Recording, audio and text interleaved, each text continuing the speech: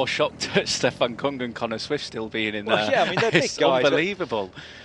Everyone's super fit these days, aren't they? And I guess on these types of gradients, it's not as severe as some of the super steep climbs that you get in other races, but nevertheless, they're pulling a fair bit more weight up this climb than most of the other riders in this group. When are we going to see this first attack? About 17, 18 riders, maybe a bit more, 20 riders in the group still. So still a relatively big group. The climb lends itself to a very fast climb.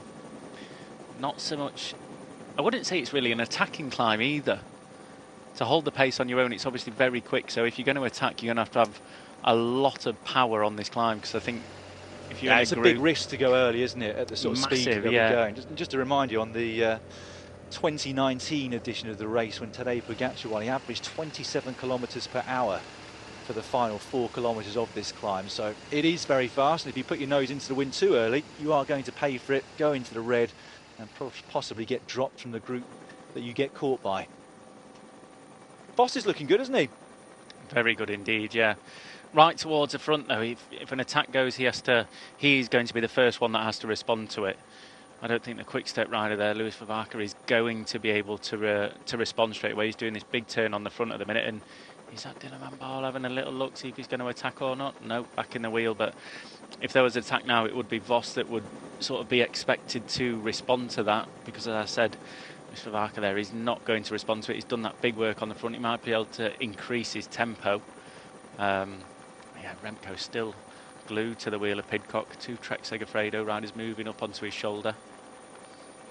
3k to go. They tick by quickly, don't they, on these gradients? I never remember it going this quick. So they are now well over the halfway point of this climb. Still no major attacks. We saw Dylan Van Baarle just briefly off the front after his teammates let his wheel go. He's there in 3rd position, the Dutchman from the Ineos Grenadiers. Vavaca's been on the front for the last 1,500 metres to 2 kilometres at least. Surely the lights are going to go out for him, though, looking at the expression on his face at the front. Grimace. A couple of riders there from Intermarché Wanty-Gobert. Another brilliant ride, actually, by Sven-Erik Bistrom to still be here. Number 51 on his back there, not noted for his climbing ability. Could we get a big surprise? I think so. With the size of this group now, I think we spoke about we don't want to go too early on this climb. You get a benefit from sitting in the wheel at the speeds they're going now. So there's going to be attacks in the last K and a half a K to try and get the jump on them. It's then who follows, who's got better legs, and who is willing to leave it as long as he can. Or for the riders that are feeling extremely good, attacking and then just going over the top of that. Well, the team with possibly almost the most representation is Trek Segafredo. Still got 3 riders in this group. They only actually started today with 5.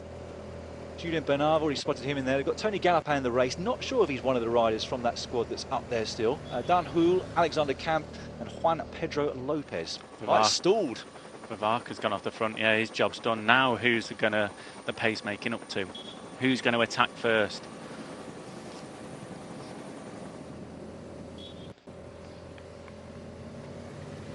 Ineos have done their work. Quick Step Alpha Vinyl with Luis Vavaca have done their work too. And it's now Stefan Kung who's taking up the pace at the front for Groupama FDJ. David Gaudu saying that he wanted to win today's stage, and at the moment he's looking pretty good. He's still got a teammate around him to keep the pace high, which he really needs, Gaudu, in order to try and win today's stage. A handful of riders left with a chance of taking the win. 2k. They are going quickly up this climb. I don't really think we can get a feel for how quick they are actually going, but they are motoring up this climb. A group of maybe 15 riders, as we spoke about. No one's really been dropped in that last K. You've got Ethan Hayter moving up on the left-hand side as well now. It's always very easy for us to say, watching on a bike race, isn't it? When are we going to see that big attack? But you just can't feel how hard it is. It's almost impossible to attack off the speeds that they've been going up this climb so far. Stefan Kung really putting the power through the pedals here. You can see the motorbikes ahead. That'll be helping them as well at the speeds that they're going on this climb. Not seen Jay Vine in this group, I must admit.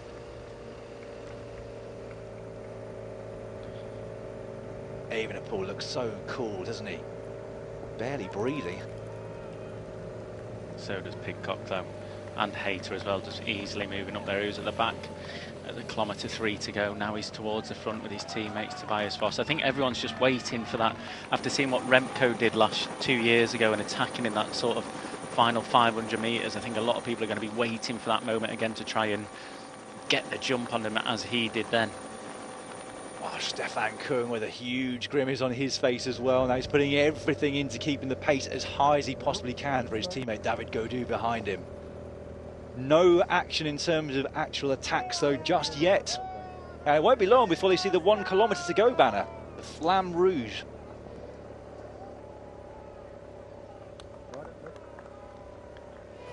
I guess potentially that long time trial is in the background of people's minds. Yeah, Adam pointed out to me that Connor Swift, quite unbelievably, is still there for Arkea Samsic. In fact, they've got a few rides in this group as well, haven't they? Yeah. I imagine one of the others was Thibaut Gernalek, Frenchman from that squad. McNulty, is he out the saddle accelerating? No, but like you said, Dan, McNulty may be thinking of the time trial as well. Doing a big effort like this, he's never going to drop the likes of Remco at this climb, but is there something he can, like, they're very evenly matched within the time trial, I think, between sort of those two, because they are very good at it, and McNulty, is the effort that he makes now going to be worth it going into the time trial, what it might take out of him?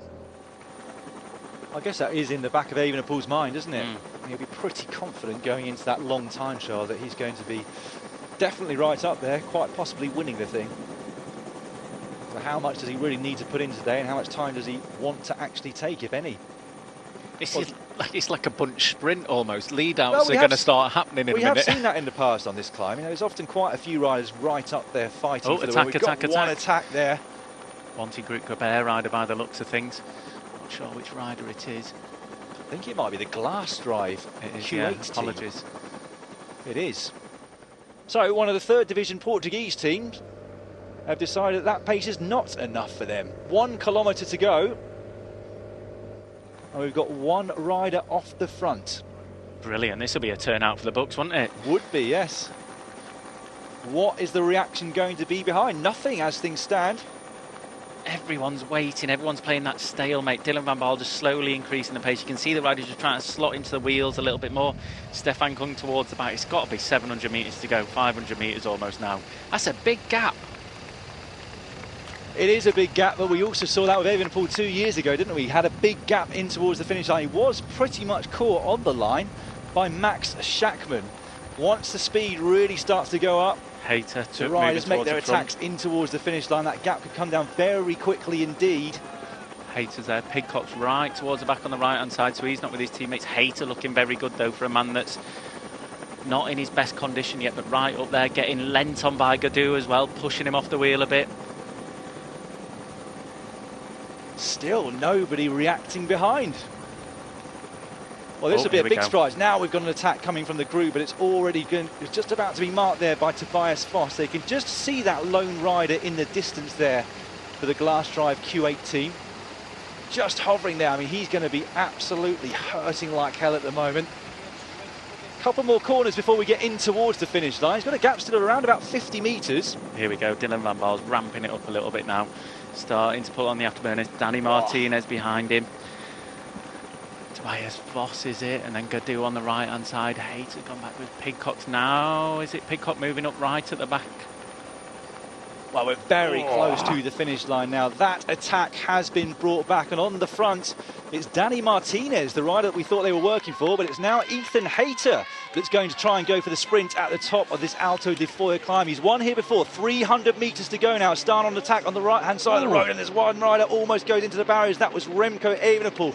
Brandon McNulty up there as well. Tobias Foss also looking to try and win the sprint today, but at the front, it's still the Astana squad. Tobias Foss coming around the left-hand side, long way around the corner. Oh, and there's a big crash with Higuita and Foss, and David Gaudu is now emerging as the victor of stage 2 of the Vuelta Algarve in a dramatic finale here.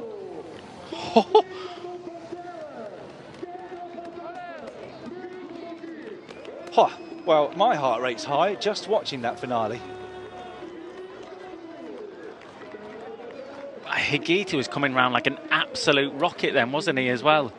Rob Hatch was right calling Higuita for that win there, but the speed they were going in, the chaos in that last 100, well, not even 100 metres, 50 metres, just a touching of the arms and then the wheels going from underneath them.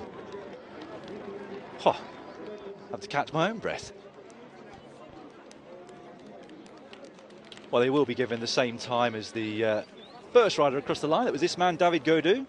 What a great way to start your season. First day of climbing and competition for him. First